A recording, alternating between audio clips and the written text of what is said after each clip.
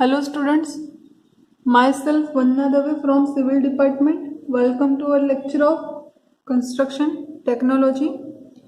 Today we will discuss about unit number 6 is Building Maintenance and Safety Measures. તો તમારું જે unit number 6 છે એની અંદર ટોટલ બે ચેપ્ટર ઇન્ક્લુડ થાય છે. ફર્સ્ટ છે સેફટી મેઝર્સ અને સેકન્ડ છે building maintenance, chapter number 9 and 8. Clear? So તમારા બંને ચેપ્ટરનું હું તમને સાથે કમ્બાઈન કરીને સમજાવીશ કે કન્સ્ટ્રક્શન ટેકનોલોજીની અંદર બંને ચેપ્ટર કેવી રીતે ઇમ્પોર્ટન્ટ છે. તો સૌથી પહેલાં જો આપણે વાત કરીએ તો સૌથી પહેલાં જોઈએ સેફટી મેઝર્સ. તો સેફટી મેઝર્સની અંદર તમારા સેફટી ઇક્વિપમેન્ટ્સ આવે છે. તો સેફટી ઇક્વિપમેન્ટ્સ કયા કયા છે? તો સેફટી ઇક્વિપમેન્ટ્સ તમારા છે ટોટલ 5 ઇક્વિપમેન્ટ્સ હોય છે સેફટીના. સો ઇક્વિપમેન્ટની વાત કરીએ તો ફર્સ્ટ તમારું સેફટી ઇક્વિપમેન્ટ છે હેલ્મેટ. એના પછી જો સેફટી ઇક્વિપમેન્ટની વાત કરીએ તો છે ગમ શૂઝ. એના પછી વાત કરીએ તો રબર, સોક્સ. એના પછી વાત કરીએ તો ફર્સ્ટ એડ બોક્સ. એના પછી વાત કરીએ તો એડવર્ટાઇઝમેન્ટ બોર્ડ્સ.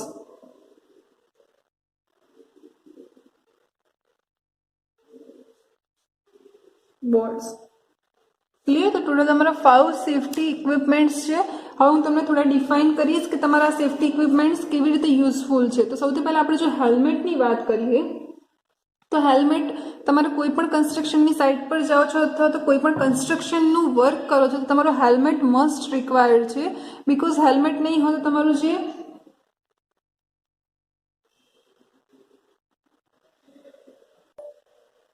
તો હેલ્મેટથી તમારું જે પ્રોટેક્શન છે એ મોસ્ટ ઇમ્પોર્ટન્ટ થાય છે. પ્રોટેક્શન કોઈ પણ તમારું સ્ટોન ઉપરથી પડે છે, બ્રિક પડે છે અથવા તો કોઈ પણ વુડનનું કોઈ પણ પાર્ટ પડે છે તો તમારું જો હેલ્મેટ હશે તો તમને પ્રોટેક્શન મળશે. તો તમારું મોસ્ટ ઇમ્પોર્ટન્ટ હેલ્મેટ છે.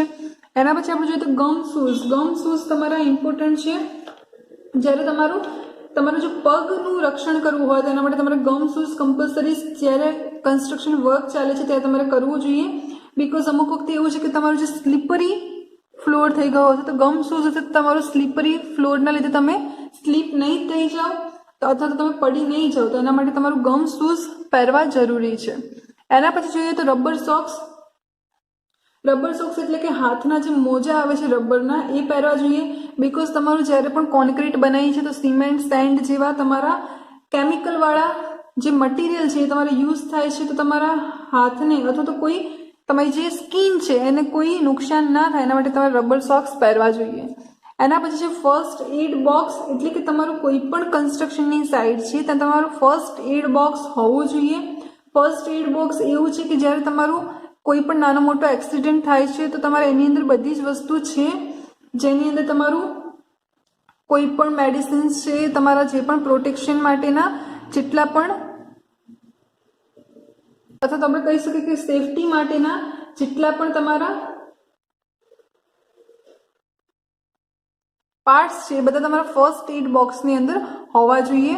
એટલે કે એની અંદર તમારી સારવારની બધી જ પ્રાથમિક સુવિધા જે છે એની અંદર હોવી જોઈએ. એના પછી આપણે જોઈએ તો એડવર્ટાઇઝમેન્ટ બોર્ડ્સ.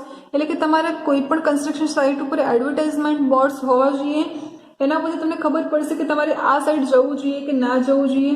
ક્લિયર? અથવા તો કોઈ એવી તમને એડવર્ટાઇઝ ઇન્ડિકેટ કરેલી હોવી જોઈએ જેથી તમને ખબર પડે કે તમારે આ સાઇડ જવું સેફટીવાળું છે કે નથી. તો આ તમારે છે સેફટી ઇક્વિપમેન્ટ્સ. જે 5 તમારા ઇક્વિપમેન્ટ્સ છે તમારે યાદ રાખવાના છે. એના પછી આપણે જોઈએ તો safety measures during masonry work. એટલે કે મેશનરી વર્ક કરીએ છીએ ત્યારે કયા કયા સેફટી મેઝર્સ તમારે રાખવા જોઈએ. તો જ્યારે તમે મેશનરી વર્ક કરો છો ત્યારે તમારે જે સેફટી રાખવાની છે એના ટોટલ તમારા 8 પોઈન્ટ્સ છે. સૌથી પહેલા એમાં છે કે જ્યારે તમારું મેશનરી થાય છે તેનું જે તમારું સ્કેફોલ્ડિંગ છે, જે તમારું સ્કેફોલ્ડિંગ હોય છે એકદમ કેવું હોવું જોઈએ? સ્ટ્રોંગ હોવું જોઈએ. ક્લિયર? તમારું સ્કેફોલ્ડિંગ જે છે સ્ટ્રોંગ હોવું જોઈએ. પછી તમારું જે સ્કેફોલ્ડિંગ છે એની આજુબાજુના એની જે પેરીફરી છે એની પેરીફરીમાં તમારા ટો બોર્ડ્સ હોવા જોઈએ. એટલે કે તમારા જે સેફટી માટેના જે બોર્ડ્સ છે તમારે આજુબાજુમાં હોવા જોઈએ. એના પછી જોઈએ તો આપણે જે સ્કેફોલ્ડિંગ કરીએ છીએ, જે તમારા બ્રિક મેસનરી વર્કમાં સ્કેફોલ્ડિંગ કરીએ છીએ, તેની આજુબાજુમાં નજીકમાં કોઈને આવવા દેવું જોઈએ નહીં. તમારે જે સ્કેફોલ્ડિંગ કરીએ છીએ ત્યાં આજુબાજુમાં કોઈને આવવા દેવા જોઈએ નહીં. એના પછી તમારું એક જ દિવસમાં જે આપણે બ્રિક મેસનરી કરીએ છીએ એ તમારે 1.5 મીટરથી વધારે હાઇટવાળું હોવું જોઈએ નહીં. તમારે 1.5 મીટર મેક્સિમમ હાઇટ છે, એનાથી વધારે હાઇટનું તમારું ચણતર કામ એટલે કે બ્રિક મેસનરી વર્ક હોવું જોઈએ નહીં. એના પછી આપણે જોઈએ તો જે તમારા સ્કેફોલ્ડિંગના જે બેઝ છે, સપોઝ કે આ સ્કેફોલ્ડિંગ છે આવી રીતે, તેના જે બેઝ છે એ તમારા ગ્રાઉન્ડ લેવલની અંદર સરખી રીતે અંદર નાખેલા હોવા જોઈએ. એના પછી સ્કેફોલ્ડિંગ માટે જે તમારા સ્ટેર્સ બનાવીએ છીએ ઉપર ચડવા માટેનું, એ પણ તમારું કેવું હોવું જોઈએ? સ્ટ્રોંગ હોવું જોઈએ.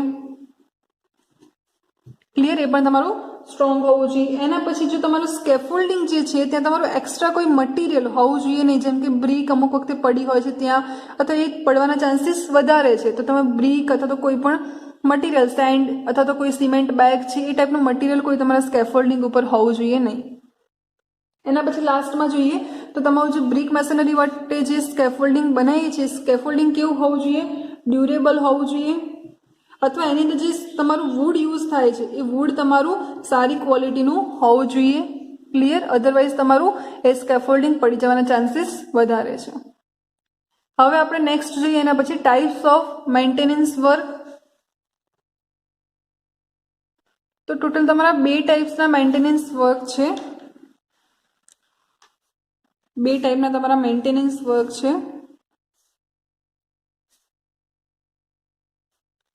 ફર્સ્ટ તમારું જે મેન્ટેનન્સ વર્ક છે એ છે પ્રિવેન્ટિવ મેન્ટેનન્સ.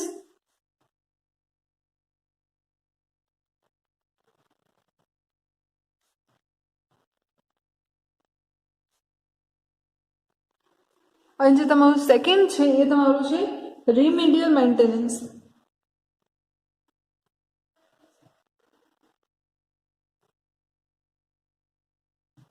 ક્લિયર?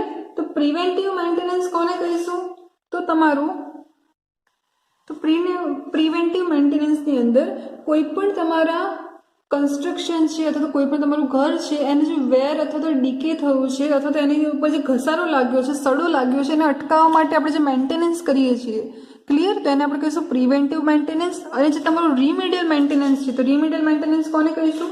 કે તમારા કોઈ પણ કન્સ્ટ્રક્શનને પહેલાં નુકસાન થઈ ગયું છે, એના પછી આપણે એને રિપેરિંગ કરાવીએ છીએ, તો આપણે એને કહીશું રિમેડિયલ મેન્ટેનન્સ. ક્લિયર? આ તમારા નુકસાન થયા પછીનું છે, આ તમે પ્રિવેન્ટ એટલે કે પહેલેથી જ એની કાળજી લો છો, તો આપણે એને કહીશું પ્રિવેન્ટિવ મેન્ટેનન્સ. તેના ટોટલ તમારા 4 ટાઈપ્સ છે પ્રિવેન્ટિવ મેન્ટેનન્સના. ફર્સ્ટ તમારું છે રૂટીન મેન્ટેનન્સ.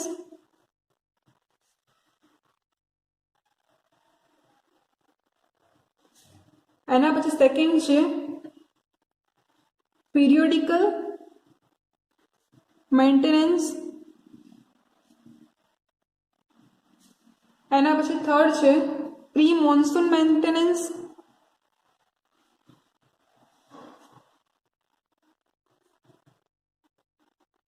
એના પછી છે પોસ્ટ મોન્સૂન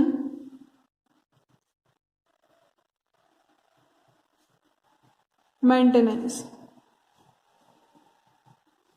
ક્લિયર? તો રૂટીન મેન્ટેનન્સ, એના પછી પીરિયોડિકલ મેન્ટેનન્સ, એના પછી પ્રી મોન્સૂન મેન્ટેનન્સ અને એના પછી છે પોસ્ટ મોન્સૂન મેન્ટેનન્સ. તો રૂટીન મેન્ટેનન્સની અંદર શું આવશે? તો રૂટીન મેન્ટેનન્સની અંદર તમે જે રોજબરોજ જે રૂટીન કાર્ય કર્યો છો, જેમ કે તમે એનું ક્લિનિંગ કરો છો, આપણા ઘરનું ક્લિનિંગ છે, એ તમારા રૂટીન મેન્ટેનન્સની અંદર આવશે. ક્લિયર? એના પછી જોઈએ તો પીરિયોડિકલ મેન્ટેનન્સ. તો પીરિયોડિકલ મેન્ટેનન્સ કોને કહીશું? જે અમુક ચોક્કસ ટાઈમ સુધી આપણે એને મેન્ટેન કરીએ છીએ, ટાઈમ પછી તેને આપણે કહીશું પીરિયોડિકલ મેન્ટેનન્સ. જેમ કે આપણે દર વર્ષે કોઈ પણ જે કન્સ્ટ્રક્શન છે એને આપણે એનું ક્લિનિંગ કરાવીએ છીએ, વોશિંગ કરાવીએ છીએ, તો પેઇન્ટિંગ કરાવીએ છીએ, તો એ તમારા પીરિયોડિકલ મેન્ટેનન્સની અંદર આવશે. જો પ્રી મોન્સૂન મેન્ટેનન્સ કોને કહીશું? કે વરસાદ આવે છે એની પહેલાં જ આપણે જે મેન્ટેનન્સ કરીએ છીએ એને આપણે કહીશું પ્રી મોન્સૂન મેન્ટેનન્સ. જેમ કે તમારું જે ઘર છે ત્યાં તમારે કોઈ પણ સીવેજની લાઈન જાય છે તો એને આપણે ક્લીન કરીએ, ક્લિનિંગ ઓફ સીવર લાઈન કરીએ. ક્લિયર? તમારું રિપેરિંગ કરીએ પ્લાસ્ટરનું આઉટર સાઈડમાં. ક્લિયર? એ બધું તમારું વોટર પ્રૂફિંગ કરીએ, એ બધું તમારું પ્રી મોન્સૂન મેન્ટેનન્સની અંદર આવશે. હવે તમારું જે પોસ્ટ મોન્સૂન મેન્ટેનન્સ છે કોને કહીશું?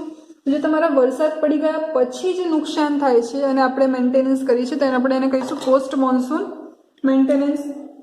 જેમ કે જોઈએ તો તમારું આજુબાજુની જે કમ્પાઉન્ડ વોલ છે ત્યાં તમારા કોઈ ડેમેજ થયું છે અને તેને રિકવર કરો છો તો આપણે એને કહીશું પોસ્ટ મોન્સૂન મેન્ટેનન્સ. તો ટોટલ તમારા મેન્ટેનન્સ વર્કના બે ટાઈપ છે, પ્રિવેન્ટિવ મેન્ટેનન્સ અને રિમિડિયલ મેન્ટેનન્સ. તો પ્રિવેન્ટિવની અંદર ટોટલ 4 ટાઈપ છે, routine maintenance, periodical maintenance, pre monsoon maintenance અને પોસ્ટ મોન્સૂન મેન્ટેનન્સ. ક્લિયર? તો નેક્સ્ટ જોઈએ આપણે. નેક્સ્ટ છે પર્પઝ ઓફ બિલ્ડિંગ મેન્ટેનન્સ, એટલે કે બિલ્ડિંગ મેન્ટેનન્સ કેમ કરવું જોઈએ, એના શું પર્પઝ છે એ આપણે જોઈએ અત્યારે, કે કેમ આપણે બિલ્ડિંગ મેન્ટેનન્સ કરવું જોઈએ. આ તમારો આઈએમપી ક્વેશ્ચન છે.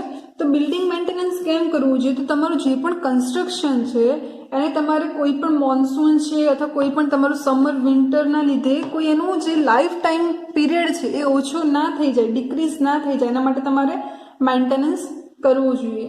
એટલે તમારું કોઈ પણ ઘર છે એની આઉટર સાઈડ છે તમારા ઇફેક્ટ થશે કોઈ પણ તમારા વેધરથી. ક્લિયર? તો એ ના થઈ જાય એના માટે આપણે મેન્ટેનન્સ કરવું જોઈએ. એના પછી આપણે જોઈએ તો તમે જે પણ કન્સ્ટ્રક્શન કર્યું છે લાંબા ટાઈમ સુધી એઝ ઇટ ઇઝ રહે, એટલે કે જેવું છે તમે કન્સ્ટ્રક્શન કર્યું છે એવું જ રહે, એનો જે લાઈફ ટાઈમ પીરિયડ છે થોડો ઇન્ક્રીઝ થઈ જાય ડિક્રીઝ થવાની જગ્યાએ, તો આપણે એના માટે આપણે મેન્ટેનન્સ કરવું જોઈએ. ક્લિયર? હવે એના પછી તમારું જે છે તમારું જે બિલ્ડિંગ છે તો તમારું જે ઘર છે એના જે અમુક પાર્ટ્સ છે એ વીક ના થઈ જાય, એટલે કે નબળા ના પડી જાય, એના માટે પણ તમારે શું કરવું જોઈએ, મેન્ટેનન્સ કરવું જોઈએ, પ્રોપર મેન્ટેનન્સ એનું કરવું જોઈએ. જે તમારું બિલ્ડિંગ છે, ક્લિયર, એ તમારું જે બિલ્ડિંગ છે એનો જે વ્યૂ છે એ સારો આવે, ક્લિયર, ગુડ એપિયરન્સ એમાં દેખાય ઓફ બિલ્ડિંગ, એના માટે પણ તમારા ગુડ એપિયરન્સ માટે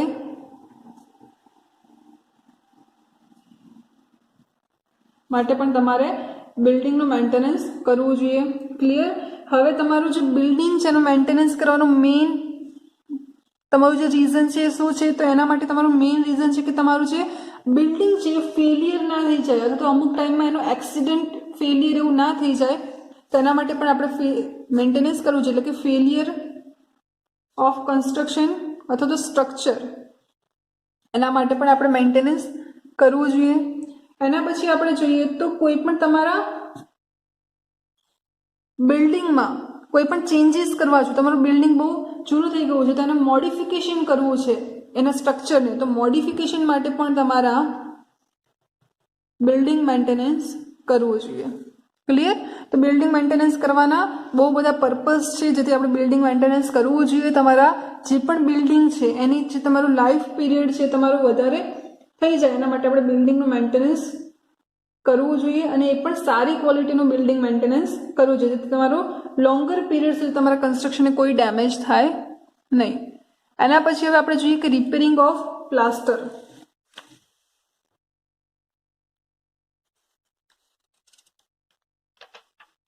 તો રિપેરિંગ ઓફ પ્લાસ્ટર એટલે કે તમારું જે બિલ્ડિંગ મેન્ટેનન્સ છે એમાં જો પ્લાસ્ટરનો કોઈ પ્રોબ્લેમ થયો છે તો એને તમે રિપેરિંગ કેવી રીતે કરશો, તો સૌથી પહેલાં તમારા જે પાર્ટમાં, સપોઝ કે આ કોઈ વોલ છે એમાં પ્લાસ્ટરમાં રિપેરિંગ કરવું છે, તો તમારા જે પાર્ટમાં રિપેરિંગ કરવાનું છે એ પાર્ટ છે એને બરોબર શું કરવા પડશે, સૌથી પહેલાં ક્લીન કરવો પડશે, અને એકદમ એ પાર્ટને ક્લીન કરવો પડશે જેથી તમારું સરખી રીતે રિપેરિંગ થઈ જાય પ્લાસ્ટરનું.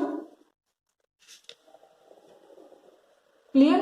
એના પછી તમારું જે આજુબાજુનું જે લૂઝ પ્લાસ્ટર છે, સપોઝ કે અહીંયા તમારે ક્લીન કરવાનું છે, આ પાર્ટમાં તમારે પ્લાસ્ટર કરવું છે તો આજુબાજુનો જે લૂઝ પાર્ટ છે એને તમારે રિમૂવ કરવો જોઈએ, એટલે કે જે લૂઝ પ્લાસ્ટર છે એને રિમૂવ કરવું જોઈએ. તો રિમૂવ લૂઝ પ્લાસ્ટર. ક્લિયર? એના પછી છે તમારું જ્યાં તમારે પ્લાસ્ટરિંગ કરવું છે ત્યાં તમારું જે પણ મેશનરી વર્ક છે, સપોઝ કે અહીંયા તમારું મેશનરી વર્ક છે તો એ મેશનરી વર્કમાં 20 mm સુધી, 20 mm ની ડેપ્થ સુધી સફાઈ કરવી જોઈએ. કેટલી? 20 mm ડેપ્થ સુધી એની ક્લિનિંગ કરવું જોઈએ. ક્લિયર? એના પછી તમારું જે ક્લીન કરેલી જે સરફેસ છે, એટલે કે આખી સરફેસની ઉપર તમારે 2 to 3 અવર સુધી સ્પ્રિંકલિંગ કરવું જોઈએ વોટરનું, એટલે કે તમારા 2 થી 3 કલાક સુધી તમારે વોટરને છાંટવું જોઈએ એના પર, પાણીનો છંટકાવ કરવો જોઈએ જે પણ સરફેસમાં તમારું રિપેરિંગ કરવું છે ત્યાં. ક્લિયર? એના પછી તમારે સ્કેફોલ્ડિંગ બનાવવાનું થશે. સ્કેફોલ્ડિંગ કે જેની મદદથી તમે, આ તો થોડું નીચી હાઇટમાં હશે તો ચાલશે, અધરવાઇઝ તમારું હાઇટ વધારે છે તો તમારે સ્કેફોલ્ડિંગની મદદથી તમારે ઉપર ચડી અને એનું રિપેરિંગ કરવું જોઈએ. હવે જે રિપેરિંગ કરવાનું છે એમાં જે ન્યૂ પ્લાસ્ટર યુઝ થશે એમાં તમારું જે સિમેન્ટ અને સેન્ડનો જે પ્રપોઝલ છે 1:4 નો હોવું જોઈએ. ક્લિયર? 1:4 ના પ્રપોઝલમાં તમારે ન્યૂ પ્લાસ્ટર કરવાનું રહેશે અને તમારા એક દિવસમાં જે પ્લાસ્ટર કરીએ છીએ એના પછી એને ઓછામાં ઓછા 7 ડેઝ માટે ક્યોરિંગ કરવું જોઈએ. 7 ડેઝ એનું ક્યોરિંગ કરવું જોઈએ અને એના પછી જ એનો સેકન્ડ જે ફેઝ છે પ્લાસ્ટરનો એ કરવો જોઈએ. તમારે 7 ડેઝ સુધી એને ક્યોરિંગ કરવું જોઈએ. ક્લિયર? તો આ તમારું છે building maintenance and safety measures. So thank you everyone for the watching.